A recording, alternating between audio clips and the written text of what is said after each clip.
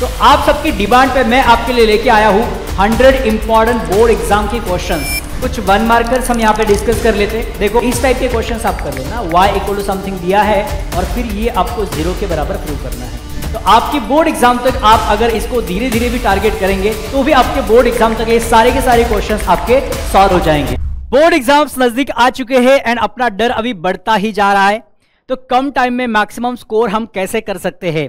तो आप सबकी डिमांड पे मैं आपके लिए लेके आया हूं 100 इंपॉर्टेंट बोर्ड एग्जाम के क्वेश्चंस, ठीक है, जो प्रीवियसली हमारे बोर्ड एग्जाम में पूछे हुए हैं और ये इंपॉर्टेंट क्वेश्चंस है। तो आपकी बोर्ड एग्जाम तक आप अगर इसको धीरे धीरे भी टारगेट करेंगे, डेली के कुछ 4-5 क्वेश्चन आपके हिसाब से आप टारगेट कर लो, ठीक है, तो भी आपके बोर्ड एग्जाम तक ये सारे के सारे क्वेश्चंस आपके सॉल्व हो जाएंगे, ठीक है। यस, तो अभी ये क्वेश्चन जो है हम ईच एंड एवरी क्वेश्चन हम यहाँ पे डिस्कस करेंगे, राइट। बट आपको ये जो है इसका पीडीएफ भी मिलेगा अपने पीडब्ल्यू महाराष्ट्र इसके व्हाट्सएप ग्रुप पे, राइट। पीडीएफ तो मिलेगा बट हम यहाँ पे ईच एंड एवरी क्वेश्चन जो है वो डिस्कस करने वाले हैं। कुछ क्वेश्चन में कुछ ट्रिक्स होते हैं कि उसको कैसे सॉल्व करना होता है, वो सब हम इस वीडियो में डिस्कस करेंगे।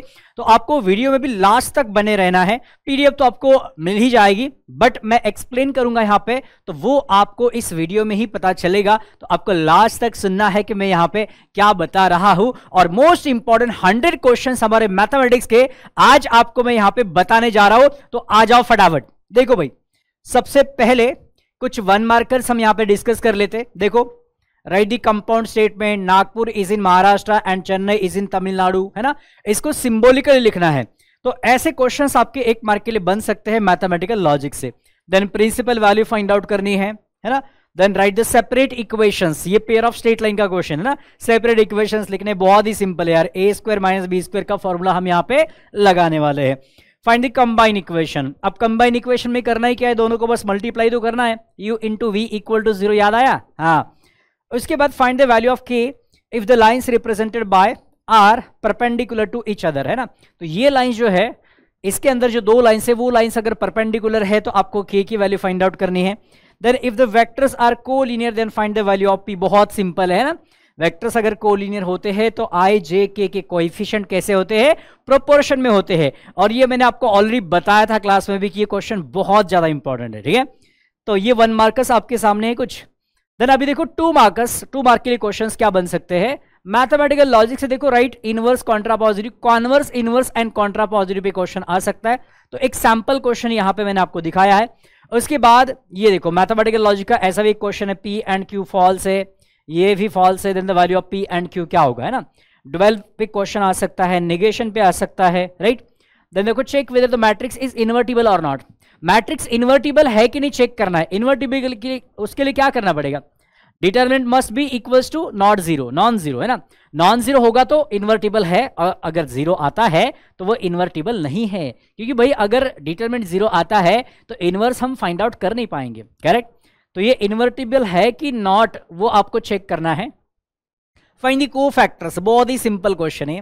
उसके बाद ए मैट्रिक्स दिया है, a⁶ आपको फाइंड आउट करना है, करेक्ट। इसका शॉर्टकट भी मैंने आपको बताया था। अगर डायगोनल मैट्रिक्स है और अगर उसका कोई पावर पूछते हैं आपको तो आप सीधा सीधा क्या करेंगे, इसी को पावर लगा दो ना, है ना, यही आंसर आएगा। और 2⁶ क्या होता है? 64 होगा, है ना। यस, तो उस तरीके से आप इसका आंसर फाइंड आउट कर सकते हैं। Then find the inverse of this matrix, ये तो बहुत सिंपल है और इसका भी शॉर्टकट आपको पता है कि डायगोनल एलिमेंट को इंटरचेंज करेंगे, मतलब 7 ऊपर लिखेंगे और नीचे यहाँ पे 1 आएगा और नॉन डायगोनल एलिमेंट का साइन चेंज हो गया, देखो इनवर्स। और इस टाइप का क्वेश्चन तो पक्का आपको बोर्ड एग्जाम में देखने को मिलेगा ही मिलेगा ना। बहुत ज्यादा चांसेस है कि इनवर्स वाला क्वेश्चन आपके बोर्ड एग्जाम में आने वाला है, ठीक है। तो देखो इसका शॉर्टकट भी मैंने बता दिया, डायरेक्ट आंसर है ना। डायगोनल एलिमेंट्स को इंटरचेंज करना है और नॉन डायगोनल का अपने ही जगह पे रख के ओनली साइन चेंज करना है ना। तो ये हो गया इसका इनवर्स, ठीक है। ये जो है this is the inverse, correct, a inverse आ गया। देन उसके बाद find the inverse of the matrix. अब ये 3×3 मैट्रिक्स है, इसका इनवर्स आपको फाइंड आउट करना है। एडजॉइंट मेथड, रो मेथड से भी आ सकता है, कॉलम से भी आ सकता है ना। Yes, find the principal solution of, then ये इस टाइप का एक क्वेश्चन है ना। tan inverse of x plus tan inverse of y का फॉर्मूला लगा दो, आंसर आ जाएगा। Once again find the principal solution of. General solution पे भी क्वेश्चन देखने को मिलेगा आपको। देन ये देखो यहाँ पे c² + a² minus B square equal A C दिया है, तो बी एंगल आपको फाइंड आउट करना है। देखिए कार्टेशियन एंड पोलर कोऑर्डिनेट में भी क्वेश्चन आपको देखने को मिल रहा है। Find the angle between the lines, है ना। अब देखो एंगल बिटवीन द लाइंस वाला जो पेयर ऑफ स्ट्रेट लाइन का अपना क्वेश्चन है, कंसेप्ट है, उसका थ्योरम भी बड़ा इंपॉर्टेंट है, वो भी मैंने आगे कवर किया है। उसके ऊपर क्वेश्चन भी आ सकता है या फिर थ्योरम भी आ सकता है, ठीक है। देन फाइंड कि if the sum of the slopes of the line represented by is twice their product, है ना, मतलब m1 प्लस m2 जो है वो 2 times of m1 into m2 है, तो फिर आपको यहाँ पे k फाइंड आउट करना है। ये भी question important, find p and q if the equation represent a pair of perpendicular lines. Then a b c are 3 position vectors है, तो ये रिलेशन आपको दिया है 5a minus 3b minus 2c equal to 0। Then find the ratio in which the point c divide the segment ab। अब point c divide कर रहा है, मतलब c बार इक्वल टू आप फाइंड आउट करेंगे। ये क्वेश्चन हमने क्लास में डिस्कस किया है। Find the volume of the parallel pipe पे भी क्वेश्चन आ सकता है। देन यहाँ पे देखो p q are the position vectors दिए हैं, हाँ। Then find the position vector of the point r which divide segment p q in the ratio 2:1, है ना। तो जो पॉइंट ऑफ डिवीजन है r, उसके हमें क्या करना है, उसके पोजिशन वेक्टर्स फाइंड आउट करने हैं। आपको p bar and q bar दिया है एंड रेशियो भी दिया है 2:1। By vector method prove that medians of a triangle are concurrent, ये भी इंपॉर्टेंट है। Then alpha beta gamma are direction angles of a line, alpha दिया बीटा दिया है, तो गामा आपको फाइंड आउट करना है। Then if this lines are at right angle, ये दो लाइंस अगर 90 डिग्री पे है तो आपको फाइंड आउट करना है वैल्यू ऑफ की। Then cartesian equation of the plane line दिया है, आपको वेक्टर इक्वेशन फाइंड आउट करना है। Equation of the plane is, ये ऐसा दिया, find the length of the perpendicular from the origin, मतलब इसको नॉर्मल फॉर्म में आपको लेके जाना है, याद है ना, हाँ। देन सॉल्व दिस ग्राफिकली, ये एलपीपी का क्वेश्चन है, लीनियर प्रोग्रामिंग प्रॉब्लम का क्वेश्चन है। देन ये भी उसी का है। If the corner point of the feasible solution are, corner point दिए है, then the point of minimum आपको फाइंड आउट करना है। देन डिफरेंशिएशन का ये वाला क्वेश्चन है, x to the power x वाला। देन पैरामेट्रिक वाला 80 स्क्वायर 280, तो dy by dx find out करना है। अप्रोक्सीमेशन के ऐसे ट्रिग्नोमेट्री वाले क्वेश्चंस भी आ सकते हैं। देन ये क्वेश्चन बड़ा ही इंपॉर्टेंट है यार, ये इस टाइप का क्वेश्चन बहुत बार पूछा है एग्जाम में ना। आपको डिस्प्लेसमेंट दिया होगा, एक्सेलरेशन पूछेगा या फिर वेलोसिटी पूछेगा, इस टाइप के क्वेश्चंस आ सकते हैं, ठीक है। देन इंटीग्रेशन का ये क्वेश्चन देखो, सेकेंड, यहाँ पे a square minus x square लगा देंगे। देन यहाँ पे कॉस स्क्वायर वाला डेफिनेट इंटीग्रेशन का। देन इवैल्यूएट, ये भी डेफिनेट का है, ये भी डेफिनेट का है ना। और यहाँ पे एप्लीकेशन ऑफ डेफिनेट इंटीग्रेशन का क्वेश्चन देखो। Then find the area of the region bounded by the parabola and its latus rectum, ठीक है। उसके बाद दो पैराबोला के बीच वाला area, and then integrating factor find out करने के लिए पूछ सकता है। देन यहाँ पे सब्स्टिट्यूशन वाला भी डिफरेंशियल इक्वेशन का क्वेश्चन आ सकता है, ऑर्डर एंड डिग्री पे भी आ सकता है, सॉल्व द डिफरेंशियल इक्वेशन, ऐसा क्वेश्चन आ सकता है। देन अब ये प्रोबेबिलिटी का क्वेश्चन है, प्रोबेबिलिटी डिस्ट्रीब्यूशन है ना, यहाँ पे आपको k की वैल्यू फाइंड आउट करनी है। देन अगेन यहाँ पे आपको ना CDF फाइंड आउट करने के लिए पूछ रहा है, प्रोबेबिलिटी डिस्ट्रीब्यूशन का क्वेश्चन है। देन अगेन ये एक प्रोबेबिलिटी डिस्ट्रीब्यूशन का क्वेश्चन है, जहां पे आपको पहले इन सब का एडिशन करना पड़ता है। सारे प्रोबेबिलिटी का एडिशन क्या होता है, 1 आता है ना। तो इनको ऐड करो और यहां से k की वैल्यू फाइंड आउट करो, और उसके बाद फिर probability of x less than और इक्वल टू 4, है ना। तो ये प्रोबेबिलिटी आपको फाइंड आउट करनी है। Then using the truth table, अभी 3 मार्क के क्वेश्चन देखो, ट्रूथ टेबल का यूज करके आपको ये प्रूव करके बताना है लॉजिकल इक्विवेलेंस। देन देखो ये वाला, ये भी बहुत इंपॉर्टेंट है, tautology, then contradiction and contingency. Then ये वाला क्वेश्चन है ना, ये वाला क्वेश्चन भी बहुत बार पूछा हुआ है। In triangle ABC with usual notations, ये ट्रिको का क्वेश्चन है, ट्रिग्नोमेट्रिक फंक्शन का, और ये तो मुझे लगता है कोसाइन रूल है ना, यस। देन ये वाला आ गया, इसकी बात कर रहा था मैं ना, ये भी बड़ा इंपॉर्टेंट है यार। एक्यूट एंगल आपको प्रूव करना है ना, दो स्ट्रेट लाइंस के बीच में एक्यूट एंगल प्रूव करने के लिए क्वेश्चन आ सकता है, यस। देन ये A, B एंड C are the vertices of a triangle and G is the centroid, है ना, G क्या है, इसका सेंट्रोइड है। Then find the value of PQR by vector method. Then section formula prove करने के लिए आ सकता है। If a line makes an angle दिए है ना, then find its direction cosines, express this as a linear combination of this 3 vectors, है ना। लीनियर कॉम्बिनेशन वाला क्वेश्चन भी आपके एग्जाम में आ सकता है। Then find the shortest distance between lines, दो लाइंस के बीच में आपको शॉर्टेस्ट डिस्टेंस फाइंड आउट करना है, उसके फॉर्मूले हमने ऑलरेडी डिस्कस किए थे, और ये क्वेश्चन मैंने आपको लेक्चर में भी बताया था कि बहुत इंपॉर्टेंट है, शॉर्टेस्ट डिस्टेंस फाइंड आउट करने के लिए क्वेश्चन आ सकता है, ठीक है। Then find the shortest distance between, अब ये कार्टेशियन फॉर्म में और यहाँ पे दिया था वेक्टर फॉर्म में, ठीक है। Then if the lines intersect then find the value of k, है ना। लाइंस अगर ये इंटरसेक्ट करती है तो आपको k की वैल्यू फाइंड आउट करनी है। उसके बाद ये वाला क्वेश्चन डिफरेंशिएशन का, है ना, इनफाइनाइट वाला, यस। तो इसका भी शॉर्टकट होता है, और शॉर्टकट से आप, ये तो शो दैट बोल रहा है, यही उसका आंसर है ना। अंदर जो फंक्शन है उसका डेरिवेटिव ले लो, tan का डेरिवेटिव sec स्क्वायर x आएगा, और नीचे 2y - 1 कंपलसरी है ना, बट इसको आपको प्रूव करना है। ये तो शॉर्टकट आ गया, बट इसको सॉल्व भी कर सकते हैं और आपको पता है कैसे करना है। देन ये वाला क्वेश्चन, इस टाइप के क्वेश्चंस आप कर लेना, y इक्वल टू समथिंग दिया है और फिर ये आपको 0 के बराबर प्रूव करना है। देन ये वाला थियरम है अपना डिफरेंशिएशन का, verify Rolle's theorem, then evaluate, इस टाइप का एक क्वेश्चन। देन ये वाला क्वेश्चन डिफरेंशिएशन का, उसके बाद और एक थियरम है डिफरेंशिएशन का।